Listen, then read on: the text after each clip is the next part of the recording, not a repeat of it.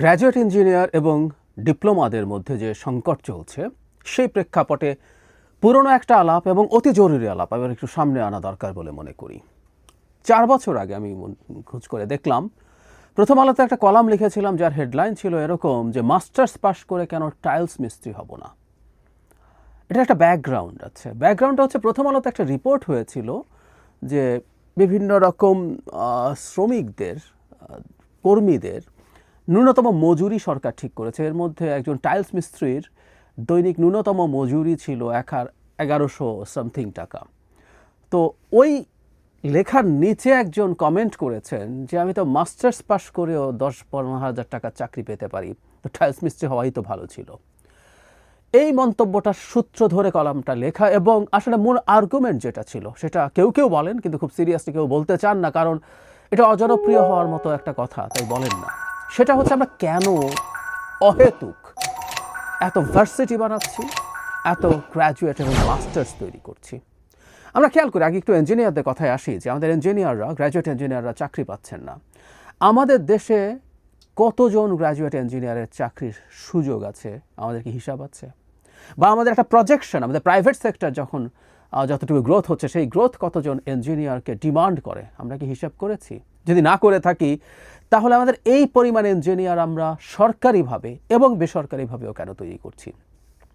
আমাদের প্রকৌশল বিশ্ববিদ্যালয়গুলো আছে, আমাদের বিজ্ঞান প্রযুক্তি বিশ্ববিদ্যালয়গুলোতেও প্রচুর ইঞ্জিনিয়ার এখন সরকারিভাবেই তৈরি হচ্ছে, বেসরকারি বিশ্ববিদ্যালয়গুলোতেও প্রচুর ইঞ্জিনিয়ার তৈরি হচ্ছে। এবং আমি চোখ বন্ধ করে বলে দিতে পারি আমাদের ডিমান্ড যা আছে তার তুলনায় অনেক অনেক বেশি গ্র্যাজুয়েট ইঞ্জিনিয়ার্স তৈরি হচ্ছে। একই কথা সত্য আসলে অন্যান্য সাবজেক্টের ক্ষেত্রেও। মানে আমরা প্রতি জেলায় ইউনিভার্সিটি করব, শেখ হাসিনা বলতেন, তখনই এটার প্রতিবাদ করতাম যে আসলে একটা ভৌত অবকাঠামো তৈরি করেই লুটপাট করা যায় বলে তথাকথিত ভার্সিটিগুলো তৈরি করা হয়, এবং কোনো প্রয়োজন আসলে এগুলোর ছিল না।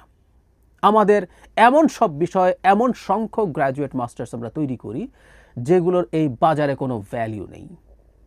কেউ কেউ বলবেন যে শিক্ষা কি শুধু বাজারে বিক্রির জন্য? উত্তর হচ্ছে মোটা দাগে প্রাথমিকভাবে তাই। শিক্ষার একমাত্র উদ্দেশ্য এটা না, কিন্তু শিক্ষার যদি দক্ষতা তৈরি করা হয়, প্রধান উদ্দেশ্য আমাদের একটা গরিব দেশ যে উন্নত হয়ে উঠতে চায়, যে কর্মসংস্থান চায়, আমাদের মধ্যবিত্ত মানে অতি ধনী ছাড়া উচ্চ মধ্যবিত্ত থেকে নিচ পর্যন্ত সবার শিক্ষার প্রধান উদ্দেশ্য হচ্ছে একটা পেশা খুঁজে পাওয়া, একটা কাজ খুঁজে পাওয়া, সেটার মাধ্যমে জীবিকা অর্জন করা। প্রায় সবাই তাই। এই জন্যই আমরা দেখব সেই লেখাপড়াগুলোই এদেশে ডিমান্ড পায় যেগুলোর জব প্রসপেক্ট ভালো আছে। কিন্তু না, আমরা ভার্সিটি খুললাম, আমাদের বিশ্ববিদ্যালয় কলেজ আছে, মানে প্রচুর অনার্স আছে কলেজগুলোতে, এবং পাস কোর্স বলে একটা গ্র্যাজুয়েশন আছে যেগুলো অবিশ্বাস্যভাবে এখনও কন্টিনিউ করছে।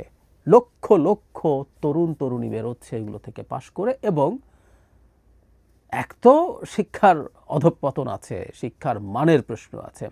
আমরা ন্যূনতম মান নিশ্চিত করতে পারি না আমাদের শিক্ষায়। যে সাবজেক্টে যে পড়ছে বিরাট একটা অংশ, বেশিরভাগ স্টুডেন্ট অলমোস্ট তেমন কিছুই জানে না সেসব সাবজেক্ট সম্পর্কে। এগুলো যারা এসব নিয়ে ডিল করেন, চাকরি দিতে যান, তারা জানেন। নাম্বার 2 হচ্ছে তারা যদি দক্ষ হয়েও তৈরি হয়ে উঠতো, সেই পরিমাণ জবের সুযোগ তো সেই ধরনের জবের সুযোগ তো আমাদের অর্থনীতিতে নেই, আমাদের না, দুনিয়ার কোথাও থাকে না।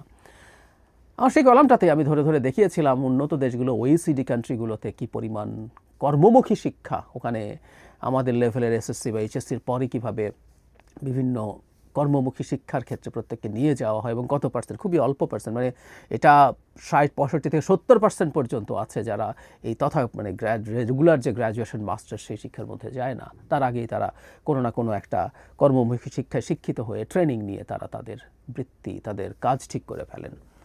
আর আমরা ধরে ধরে বিএমএ পাস বানাচ্ছি এবং বেকার তৈরি করছি, যারা শেষ পর্যন্ত আর কিছু না করে, তারা জানে তারা এমপ্লয়েবল না, তাদেরকে চাকরি দিতে চাইলেও দিতে পারবে না, সেই দক্ষতা নাই। এক তো সেই সাবজেক্ট না হলে পারবেনই না, আর সেই সাবজেক্ট হলে সেই দক্ষতা নাই। তারপর তারা করছেন কি? বিসিএস পড়ছেন। জীবনের বিরাট একটা অংশ সময়, এমনকি আন্ডার গ্র্যাজুয়েট পড়ার সময় থেকে শুরু করে যতদিন বয়স থাকে বিসিএস, কারণ ওই একটা চাকরি তার পাওয়ার সুযোগ আছে, কারণ ওখানে এমন কিছু জিনিস আছে যেগুলোর জন্য আসলে তেমন কোনো গুরুত্বপূর্ণ মেধার প্রয়োজন হয় না। অনেকে খুব বলে যে কোটা না মেধার স্বাক্ষর করে বিসিএসে গেছে। না, সরি, বিসিএসের যে ভর্তি পরীক্ষার প্যাটার্ন, টাইপ, ওটার যে প্রশ্নের ধরন, ওটা আসলে ঠিক মেধা যাচাই করে বলে আমি বিশ্বাস করি না। কেউ আর্গুমেন্ট করতে পারেন। তো ওই একটা জায়গাতেই মেধাহীন মানুষ বা কম মেধার মানুষও চাকরি পেতে পারেন বলে ওটার জন্য বসে থাকেন এবং আমাদের যুব সমাজের জীবনে 10 বছরের মতো সময় জাস্ট নষ্ট করা হয়। কারণ বিশেষ শেষ পর্যন্ত কতজনই বা পাবেন। আবার যেটা হয়, এই ধরনের পড়াশোনা করা মানুষ শেষ পর্যন্ত ওই যে টাইলস মিস্ত্রি, কেউ যদি মনে করেন যে টাইলস মিস্ত্রি হওয়াই ভালো, 15,000 টাকা চাকরি চেয়ে 30,000 টাকা দিয়ে আমি শুরু করতে পারবো বা অন্য কিছু, সেটাও তারা করে উঠতে পারেন না। কারণ তারা মনে করেন যে তাদের একটা চেয়ার টেবিলের চাকরি লাগবে। যদিও পৃথিবীর সবগুলো চাকরি সৎ যদি হয়ে থাকে, সেটা যদি আমাকে উপার্জন দেয়, বেটার উপার্জন দেয়, সেটাই সই হওয়া উচিত। বটম লাইন, আমি আসলে জানি না যে পরিমাণ সংকট তৈরি হয়েছে বছরের পর বছর, এবং শেখ হাসিনার সময় এটা অতিমাত্রায় বেড়েছে।